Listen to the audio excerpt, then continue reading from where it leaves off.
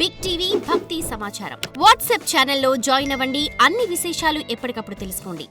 ఆ యోగం ఒళ్ళు పులకించిపోయింది. బంటు రీతు కొలువు ఇయ్యవయ్య రామ అన్నట్లుగా అలా ఒళ్ళు పులకించిపోతూ ఒకసారి బిగ్గరగా ఏడుస్తూ, ఒకసారి బిగ్గరగా నవ్వుతూ, మధ్య మధ్యలో ఓ సఖా అని అరుస్తూ, నాట్యం చేస్తూ అలా ఉంటూ ధ్యానం చేస్తూ ఉంటే మరొకసారి అనుకుంటుంది, అహో మహాలింగమయం జనార్దనం పశ్యామి కాశ్యాం పరమాత్మ రూపం.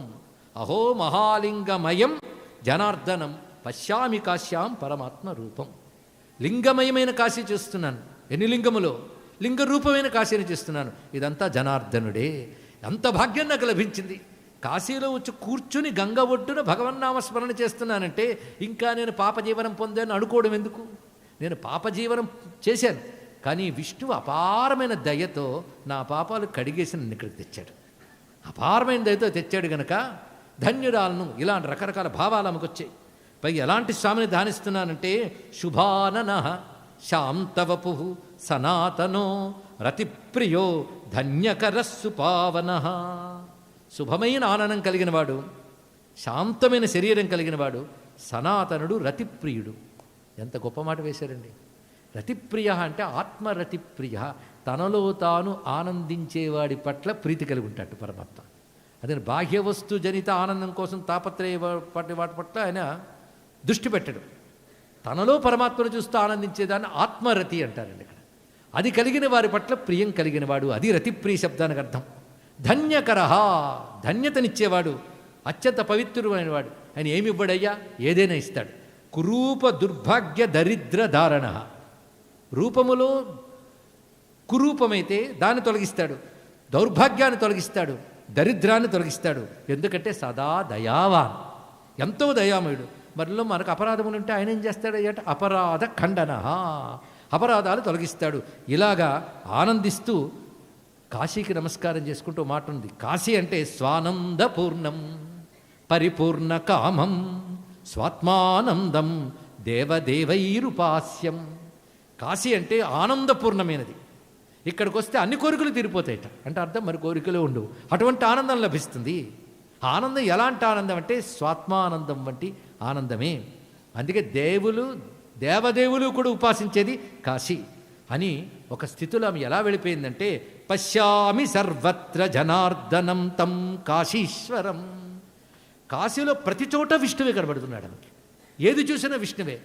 ఆనందపడిపోతుంది. విష్ణుడింతేయ కాని వేరుండు లేదని, నలినాక్షుడను నిధానము కంటి నేనని, ఉబ్బిగంతులు వేయిచునొక్క చోట అని ప్రహ్లాదుని వలె ఆనందిస్తున్నది.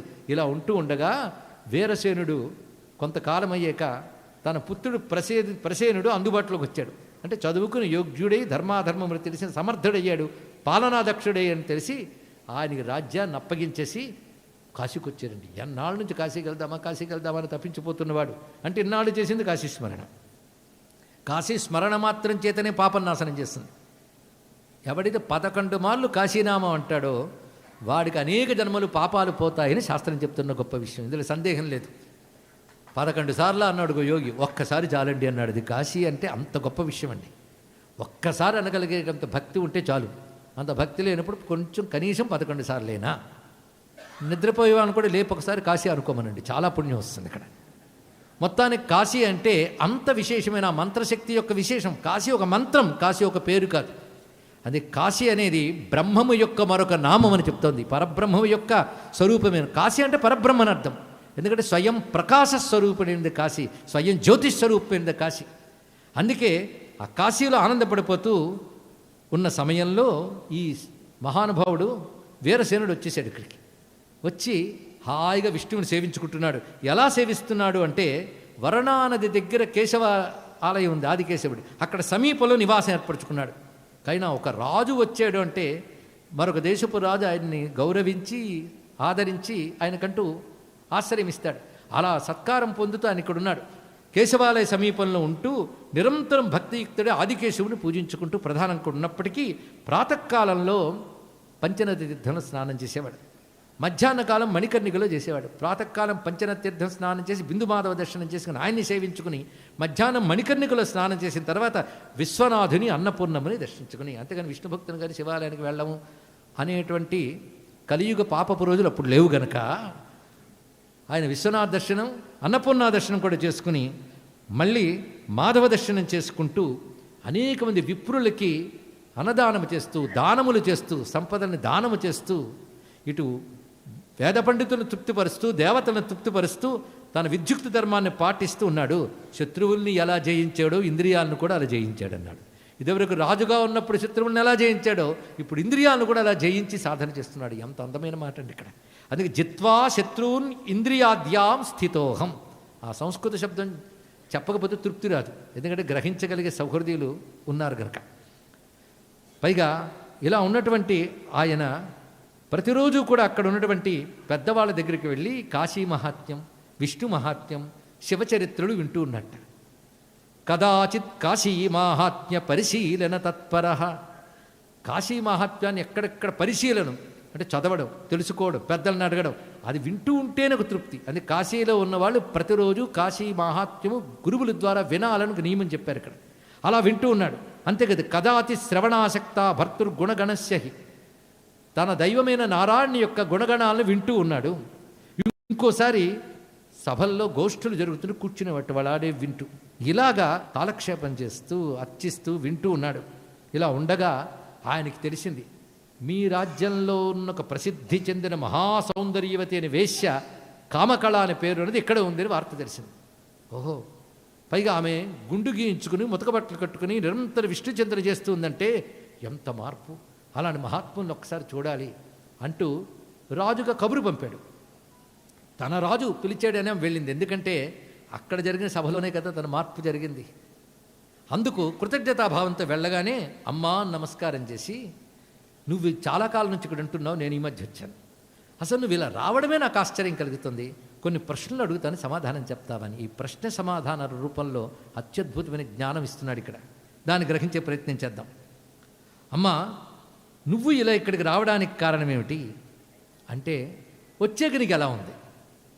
నా పతిని వెతుక్కుంటూ నేను వచ్చాను, ఇక్కడే ఉన్నాను. ఎవరమ్మా నీ పతి?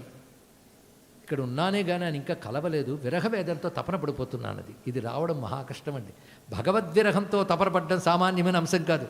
ఏదో లేదని, ఎవరో లేరని ఏడవడం చాలామందికి తెలుసు, కానీ విష్ణువుతో కలయిక లేదని ఏడిచే భక్తి ఉందే, ఆ భక్తి ముందు మిగిలిన భక్తులను దిగదుడిపే. అందుకే నారదుడు భక్తి శాస్త్రంలో చివరికి చెప్తాడు, దాస్యాశక్తి, వాత్సల్యాశక్తి, సేవాశక్తి, సఖ్యాశక్తి అన్నీ చెప్తే విరహాశక్తి అని చెప్తాడు ఇక్కడ. విరహాశక్తి అన్నిటికంటే గొప్పదిట. అంటే భగవద్విరహం తట్టుకోలేక తాళలేక విలవిల్లాడిపోవడం. అలా ఆడిపోయిన వాళ్ళని గోపికలు అన్నారు, అలా విలవిల్లాడిపోయిన వాడిని మహా చైతన్య ప్రభు అన్నారు. ఇక్కడ తెలిసిన వాళ్ళు నిరంతరం వియోగంతో తప్పించిపోతారు. ఆ తాపం వల్ల వియోగ అగ్ని రగిలి పాపాలని దగ్ధమవుతాయి. ఇక్కడ ఆ విరహంతోనే ఉన్నాను కానీ ఇంతవరకు విష్ణుప్రాప్తి లభించలేదని ఆమె ఏడవడం మొదలెట్టింది. పైగా విష్ణు అనకుండా నా పతి లభించలేదండి. అవి ఎవరు నీ పతి అని అడిగాడు. భువనపతే నా పతి, విష్ణువే నా పతి. పైగా సమస్తాన్ని చూడగలిగే విష్ణువు సమస్తమునందు వ్యాపించున్నాడు. బోధ చేస్తుంది ఇక్కడ విష్ణు తత్వాన్ని. అన్నిటినీ దర్శించే సర్వసాక్షి అంతటా ఉన్నాడు.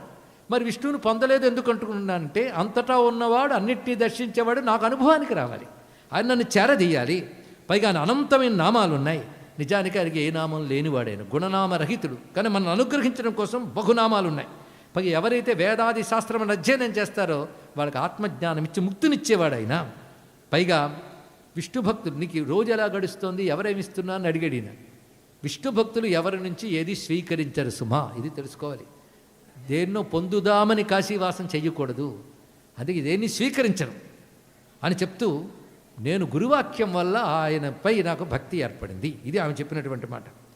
అయితే నువ్వు అనుకున్నటువంటి స్వామి దొరకాలంటే ఏమిటి మార్గం అంటావు అంటే, ఒకటే చెప్పింది, గురుభక్త్యా సమిళతి. ఎవడికి గురుభక్తి ఉంటుందో వాడికి విష్ణువు దొరుకుతాడు, కలుస్తాడు, అందులో సందేహం లేదు. పైగా జ్ఞానులైన వారు నిరంతరం ఆయన్నే స్మరిస్తూ ఉంటారు, ఇది చెప్పిన మాట.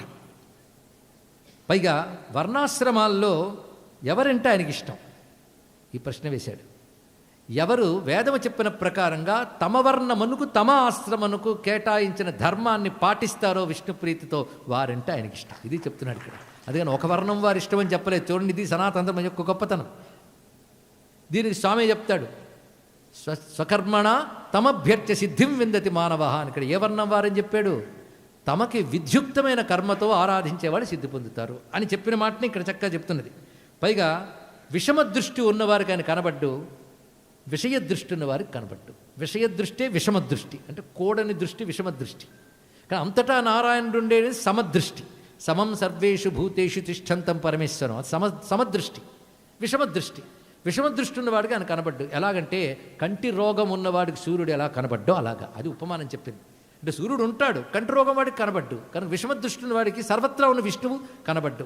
ఇది చెప్తున్నది. పైగా ఆయన యందు ఎలాంటి స్నేహం ఏర్పడాలి అంటే, కొందరికి విషయములతో తన్మయత్వం ఎక్కువ. అంత విష్ణు చింతన చేస్తున్నా తనకి ఇష్టమైన ధనమో లేదా ఇష్టమైన మరో వ్యక్తులో అనురాగంతో రాగానే విష్ణువుని పక్కన పెట్టేస్తాం.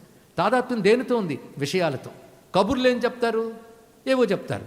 కానీ విషయములతో తాదాత్మ్యం చెందినటువంటి వాడు ఎక్కడ తెలుసుకోగలడు? కానీ స్నేహమే నాయన అన్నిటికీ ముఖ్యం. స్నేహం అంటే ఒకదానితో ప్రీతిభావం స్నేహం. అవివేకుడికి విషయముల యందు ప్రీతి ఉంటుంది, వివేకవంతుడికి విష్ణువునందు ప్రీతి ఉంటుంది. అంతే. ఇక్కడ ఆ ప్రీతే తరింపజేస్తుంది. దీన్ని బట్టి చెప్పేది భగవంతుని పొందడానికి కొత్తగా తెచ్చుకోక్కర్లేదు. నీకు ప్రీతి చెందుటానికి గుణం ఉందిగా, అది ఆయన వైపు తిప్పుచాలి. ఇక్కడ అటు తిప్పడమే నీకు అది ఎలాగో అఘోరిస్తుంది. దాని ప్రపంచం తిప్పుతావు. వీడు కాకపోతే వాడు, ఇది కాకపోతే అది, బోల్డ్ అన్ని యాక్టివిటీస్ పెట్టుకున్నావు, బోల్డ్ అన్ని రాగములు పెట్టుకున్నావు, అవి నేను కింద పడేస్తాయి. అదంతా ఒకటి చేసి ఆయన వైపు తిప్పే. త్వమేవ మాతా చ పితా త్వమేవ తమేవ బంధుచ్చ సఖా త్వమేవ త్వమేవ విద్య ద్రవిణం త్వమేవ త్వమేవ సర్వం. మనకి శ్లోకం వచ్చు, గొల్లపూడి వీరాస్వామి వారు గీతా ప్రెస్ వాళ్ళు ప్రింట్ చేశారు కనుక. కానీ ఈ భావం తెచ్చుకోగలగాలండి, ఎంత గొప్ప విషయం ఇక్కడ. అలా ఉన్నటువంటి వాళ్ళు పొందుతారు సుమా. అయితే ఇక్కడ మాట అంటున్నాడు, ఒకవేళ విషయాసక్తి అంత తొందరగా పోదు. మీరు అలా చెప్తారు కానీ సాధ్యం కాని విషయాలు ఎలా చెప్తారు అని కోపగించుకుంటే, నాయనా వీరసేనుడు అడుగుతున్నాడు, విషయాసక్త చిత్తులైనటువంటి వారు తరించాలంటే ఏం మార్గం అంటే, కాశీకొచ్చి కూర్చుని నా పరమాత్మ గురించి వింటే చాలు. వినడం చేయగా క్షేత్ర మహాత్మ్యంలో వాడి చిత్త సిద్ధమవుతుంది. అది చెప్తున్నాడు ఇక్కడ. అంటూ గురుశాస్త్రేచ మహతి శ్రద్ధ పుణ్యైరవాప్యతే. గురువునందు శాస్త్రమునందు గొప్ప శ్రద్ధ కలిగి ఉండాలి. ఈ రెండూ కలగాలంటే పూర్వపుణ్య విశేషం ఉండాలి. గురువులకు కలిగి శిష్యులందరూ శ్రద్ధాళువులు అనడానికి లేదు. ఆ విషయం గురువుకు తెలుసు, చెప్తే బాగుండదని చెప్పడం. For more videos like this, subscribe Big TV channel.